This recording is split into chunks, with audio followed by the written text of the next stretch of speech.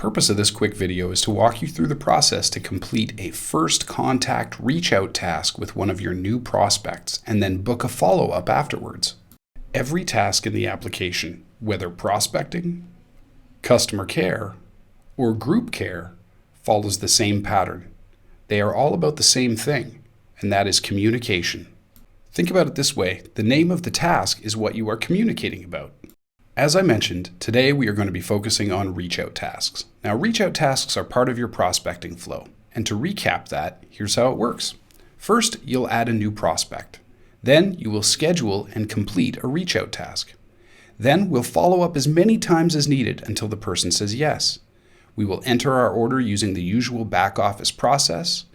The prospect will automatically convert into a customer in the app, and now your orders will show up there. And then customer care tasks will begin automatically. Okay, with all of that in mind, let's get down to business and complete our reach out task. Here in the daily, we see all of the tasks that are due today, including 5 reach out tasks that we can see up at the very top. Let's click. Once we do, we will be able to see the 5 different prospects that have reach out tasks scheduled for today. We're going to choose Alexis, so we'll click on her now. Now that we've selected Alexis's reach out task, over on the far right, we can see the task pad.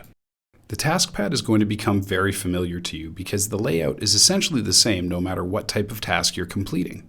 Remember, every task in the app is simply about communicating with your prospects or customers. You'll notice the big purple complete button. We also have a button to reschedule this reach out or remove it if it's not appropriate. Then all the various ways we can communicate: Facebook Messenger, Instagram, email. We can even use the WhatsApp desktop application. We can send content or even add contact information for LinkedIn if we wish.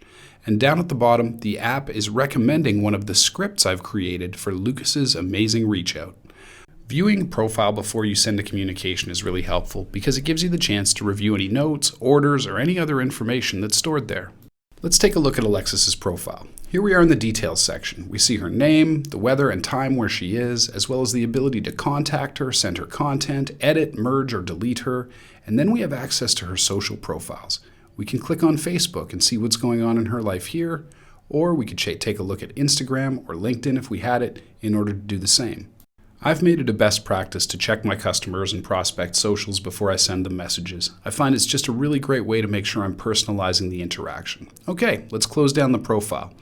Now what we want to do is decide how we're going to communicate with Alexis. Let's choose Messenger. The application will helpfully open up Facebook Messenger for me right away and allow me to type the message I want to Alexis. Once I've finished and sent the message, I'm going to go back to the application and mark the task as complete. All right, let's head back to the app. Now, the first thing we'll notice is that beside Alexis Farah, we see pending. This is the application's way of telling us that we never marked this task as complete.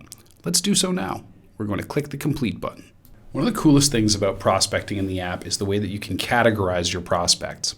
After every reach out and follow-up you complete, you will get a chance to categorize and recategorize your prospects as we move through the prospecting process. This is great because the relationship could change over time. Somebody who starts as being on the fence might end up as a hot prospect or a potential brand affiliate.